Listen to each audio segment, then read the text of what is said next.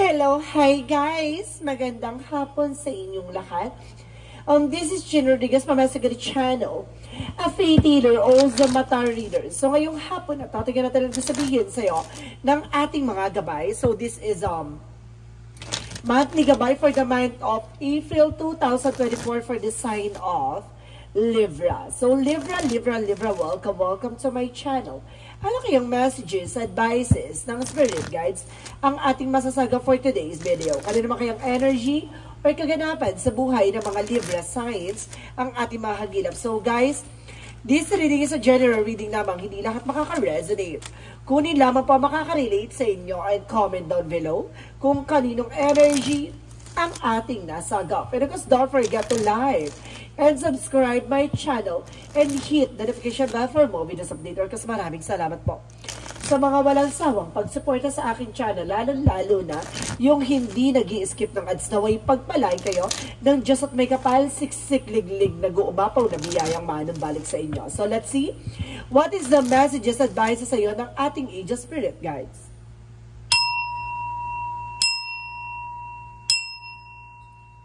For monthly gabay for the sign of Libra. So let's see what is the messages sa iyo ng ating mga gabay.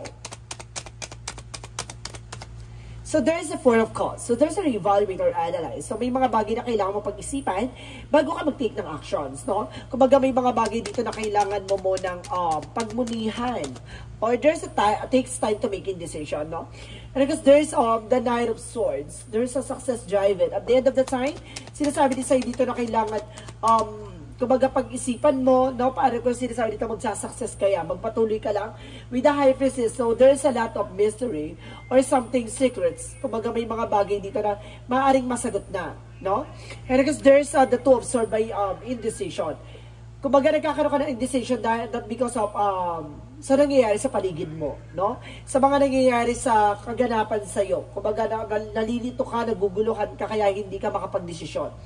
And because there's the Eight of Pentacles, so there's a focus, being dedicated sa ginagawa mo, pagdating sa finances and love life mo.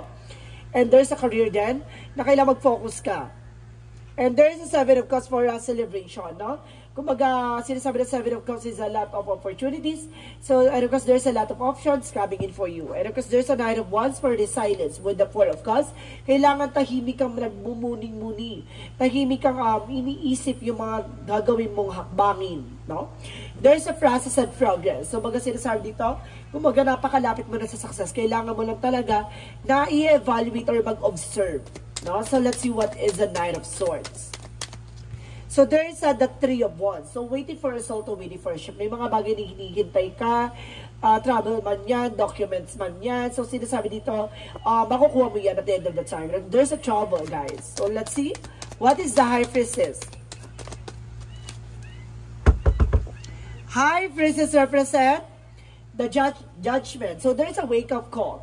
So, this is the moment na bigla ka na lang matatauhan sa lahat na nangyayari sa'yo sa kasalukuyan. Parang, kumbaga, nagkakaroon ka ng, kumbaga, intuition or something instinct. Now, the judgment is a wake-up call, inner calling, na, kumbaga, may paying attention ka sa nangyayari sa paligid mo. There's a secret and something, information na matutuklasan mo. And there's an unexpected moment.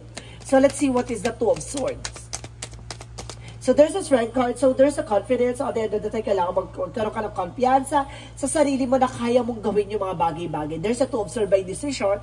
So, kailangan mong, kumaga, pag-isipan na maraming beses nang sa ganun hindi ka magkaroon ng, kumaga, regret, no? Kaya kailangan mo maging malakas ang loob para nang sa ganun mahatak mo yung good energy. And there is the Five of Swords, kumbaga nagkakaroon ng self-sabotage, not because of your thoughts and actions. So, ibig sabihin dito kailangan mag-focus ka sa ginagawa mo. Kasi nagkakaroon ng, distractions, no? Nagkakaroon ng distraction kaya hindi ka makapag-focus sa ginagawa mo. No? So, let's see additional messages with the Seven of Cups. So, there's a magician for manifestation. Kumbaga may mga bagay na unti-unti ka ma-manifest dito at maraming oportunidad na unti-unti mo matutupad. So, let's see what is the Four of Cups and the Knight of Wands. And of course, there's a Knight of Swords. And kasi the Knight of Wands. So, sinasabi dito slow and steady, no? Kumbaga, kailangan niya, kalmado ka no? Hindi ka pwedeng agresibo. Kasi kumbaga kailangan mong kumbaga pakiramdaman, kumbaga laksan mo yung pakiramdam mo sa lahat ng nangyayari, mag-observe ka, mag-analyze ka. Nang sa ganun kumbaga hindi ka magkamali sa mga decision mo. So the Knight of Swords, because the Three of Wands. So there's an information na with the Page of Swords, get more information. Huwag ka masyado magmadali, no? Kung sinasabi niya, at the end of the time, makukuha mo naman yan, no? Kung there's a waiting for a soul to waiting for a ship, and there's a waiting for a result. So, ibig sabihin, kailangan mong hintayin. And the Page of Swords is a get more information. And of course, there's a High Priestess and a Judgment. So, represent the Nine of Cups. So, there's a wish fulfillment. So, ibig sabihin, makukuha mo yung tamang pagkakataon, no? With a wish fulfillment na maaari makuha mo at matupad mo yung mga pangarap mo. So, let's see what is the Two of Swords. And of course, the Strength card. So, there is the Ten of Pentacles. Magkakaroon ka ng long-term success and long-term investment. Kasi, nilabanan mo yung takot at pangamba mo no? Kumbaga, hindi ka bumase sa takot at pangamba mo. Kumbaga, naging matapang ka this time. So, let's see. What is the Eight of Pentacles and of course the Five of Swords? So, there's the Ace of Wands. So, there's a new plans and new beginning coming in for you. Tapos, dito papasok ang mga panibagong eksena, no? So, let's see what is the Seven of Cups and the Magician. Represent the Nine of Swords. So, there's a sleepless and anxiety. So, ibig sabihin dito, kumbaga magulo yung utak mo with the Seven of Cups. And the Magician represent the magic and the Knight of Swords. Kumbaga ginugulo yung utak mo kaya hindi ka makatulog, kumbaga hindi ka mapakali, you're feeling exhausted, you're feeling stressed, you're feeling depression. Kaya sinasabi dito guys, kumbaga nilalaro yung utak mo, kaya huwag ka magtaka ha, kapag dating ng gabi, active pa rin yung utak mo, parang maraming tumatakbo sa isip mo, marami kang gustong gawin, or marami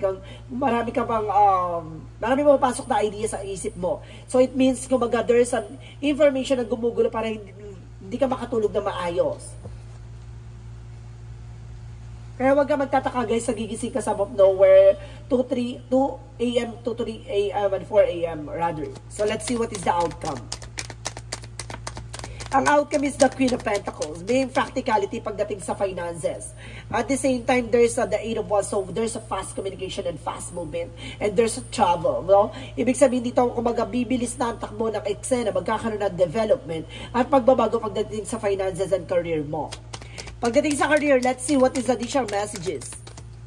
So, there's the Ten of Wands. So, there's a lot of burden and obligation. Na marami kang obligation, maaaring napapagod at nahihirapan ka na with the Two of Cups. So, ibig sabihin dito, kumbaga, may partnership pagdating sa career mo, no? So, let's see what is additional messages for love life. So, there's a Hermit card with a spiritual. See? Meron spiritual enlightenment or there's a spiritual journey dito na aring ibinibigay mensahe sa iyo ng ating gabay pagdating sa love life. So there's the Four of Swords. See? I told you so. There's an intuition and instinct. No, maaring talagang inaano ka sa pagtulog. 'Di ba? Ginugulo kay dalawa na person mo sa pagtulog para maalis kayo ma-distract kayo para mawala kayo sa focus. Now, there's a Hermit card with a soul, spiritual. Now, there's a spiritual involvement. So, it means there's a black magic with the Magician dito. Na maaaring talagang, kumbaga, meron ditong gumugulo sa inyong relasyon. Additional messages for health. Sa health mo naman, there's a Page of Cups. So, there's an intuitions. And the Six of Swords, there's a transition. Makakalis ka na sa situation. So, yung mga nararamdaman mo, maaaring unti-unti na naliliwanag at unti-unti ka nang nagagamot. Kung baga nalaman mo yung nagiging sanhi ng sleepless nights mo. Kaya parang, kung baga nagkakaroon ka dito ng insomnia, guys. Insomnia. Or parang vertigo, rather. So, let's see. What is additional messages for magical fairy messages? For magical fairy messages represent dietary change. So, improve your diet and your life will also improve. So, some of you guys, kailangan mo mag-diet or mali yung pagda-diet mo. And of course, there's a new home. Wow, may bagong tahanan. Magkakaroon ka ng bagong bahay dito. This is the moving is a step in the right direction for you. At the same time, connect with the nature. So, kailangan mo na unwind, no? Kailangan mo munang, kumbaga, i-rejuvenate yung iyong isipan at iyong physical and emotional, rather. So, let's see. What is the Yin and Yang Oracle card? For Yin and Yang Oracle card represent solid foundation, no? Kumbaga, there's a solid foundation here. At the same time, there's a reflections, no? Kumbaga, wag kang magtataka bakit nagre-reflect sa lahat ng mga bagay na yan. Kasi there's an information na, kumbaga, may ginagawa or may gumagawa behind your back. Or either, guys, iwasan nyo yung gumawa ng hindi maganda sa ibang tao kasi magre-reflect din sa'yo. So, ibig sabihin dito, kailangan pala kasi ng pundasyon mo. And there's a nurturer, no? Pagdating sa, kumbaga, pagiging mabuti at pagiging mabusina kang puso, kumbaga, nurture sa'yo. And there's a surrender and release, no? Kailangan mo na pakawalan at kailangan mo nang alisin na nagsisilbing negatibo sa buhay mo. No? So, let's see what is additional messages for synchronicities. For synchronicities, let's see what is additional messages. So, there is a river, no? Kumbaga, follow to the flow. Kumbaga, tuloy-tuloy ang daloy. And there's an incantation for the story for the parrot told. Ibig sabihin nito, mas maganda na yung, kumbaga, tahimik ka, no? At kumbaga marunong kang makiramdam kaysa dito sa parrot na talak ng talak, no? Puro daldal na wala namang palang ibubuga. And there's a reveal, no? Kumbaga may revelation, or kumbaga there's a revelation or there's a rebelde, no? May nagre-rebelde dito. Or either kumbaga may taong kumbaga gumagawa ng hindi maganda against sa'yo, no? So let's see what is additional messages for Angel Spirit, guys.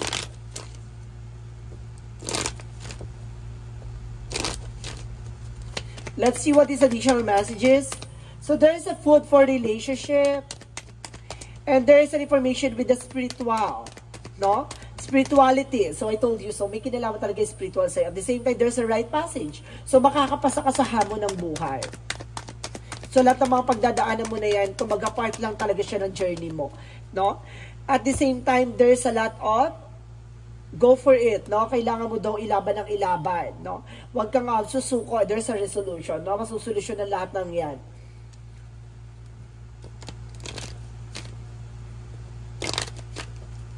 So, let's see what is Archangel Michael. Messages for believe and trust. So, kailangan mo maniwala at magtiwala na kaya mo, no? At alam mo.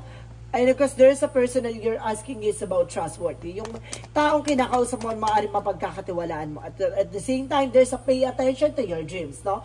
Kailangan mo tutukan yung mga pangarap mo, kung ano talaga yung purpose mo sa buhay. No, hindi mo kailangan, kumbaga, intindihin yung opinion ng iba. Bagkos, tingnan mo yung magre-reflect sa'yo at yung mga magaganap or development na babaguhin pa sa buhay mo, na magsisilbing transformation mo, no? So, let's see what is the chakra messages. And there is an isolation, no? You're feeling stuck.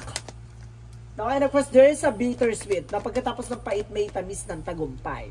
At the same time, there's an instinct na patalas ang iyong intuitions this time. So, let's see what is additional messages for Angel Spirit, guys.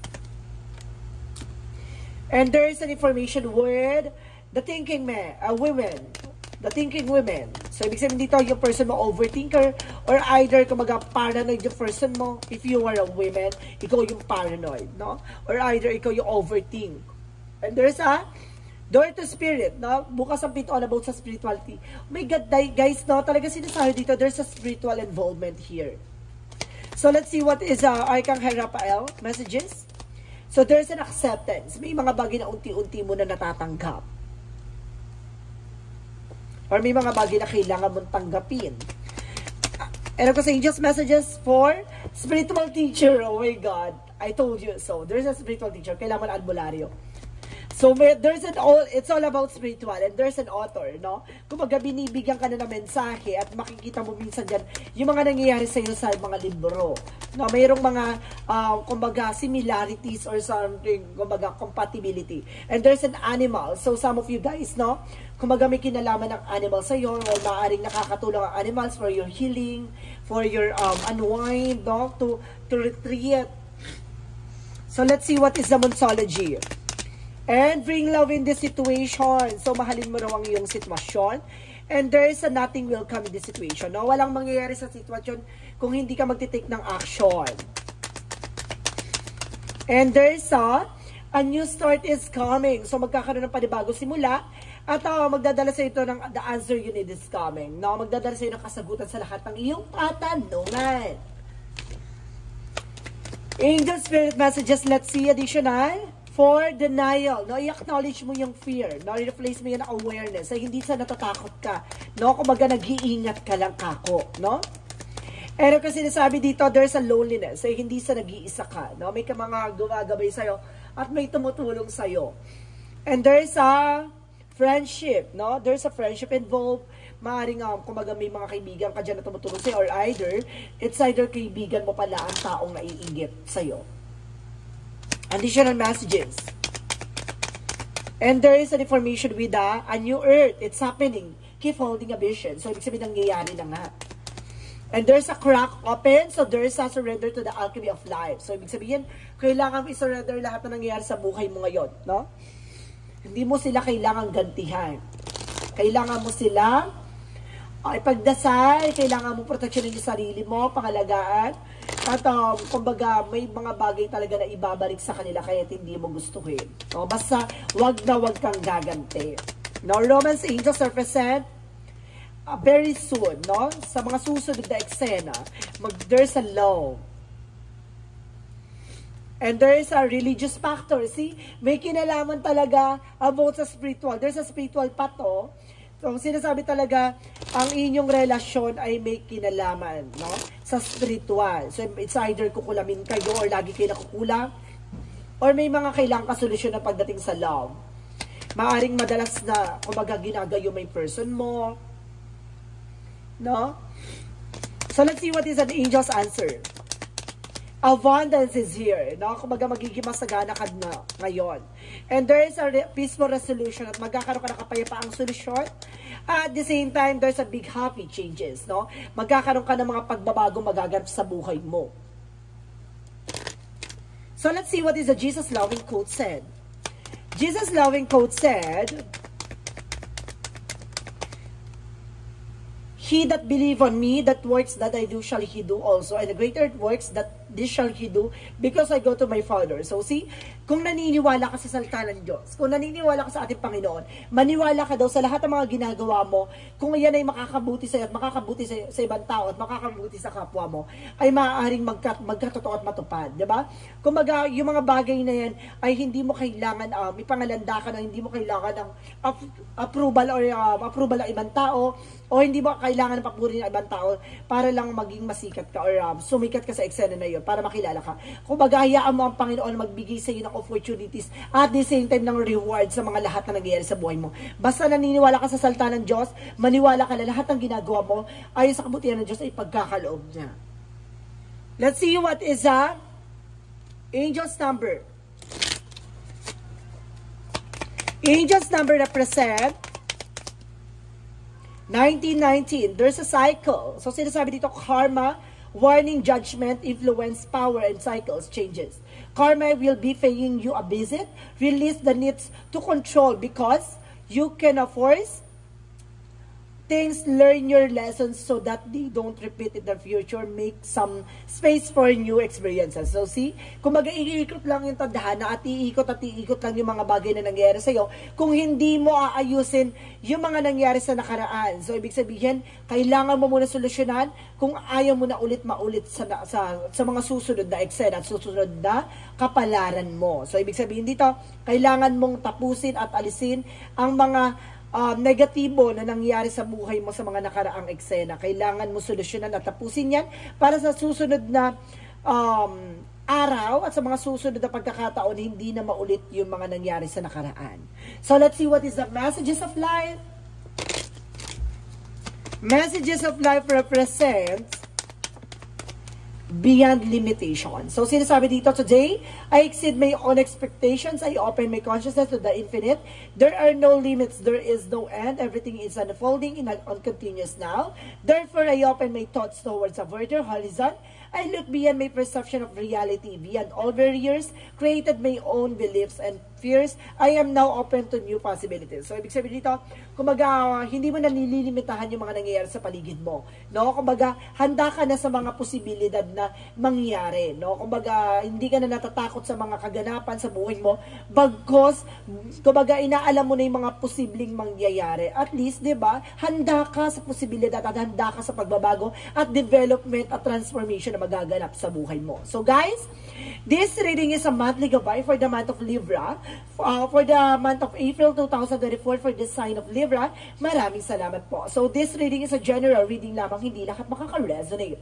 Kunin lamang po makaka-relate sa inyo and comment down below kung kaninong energy ang ating nasagap. And of course, don't forget to like and subscribe my channel and hit the notification bell for more videos updated kasi maraming salamat po sa mga walang sawang pagsuporta sa aking channel, lalo-lalo na yung hindi nag-skip ng ads na way pagpalaan kayo ng Diyos at may kapal, siksik-liglig na gumapaw na biyayang manong balik sa inyo at maraming salamat po and see you in the next video. Bye-bye and babush!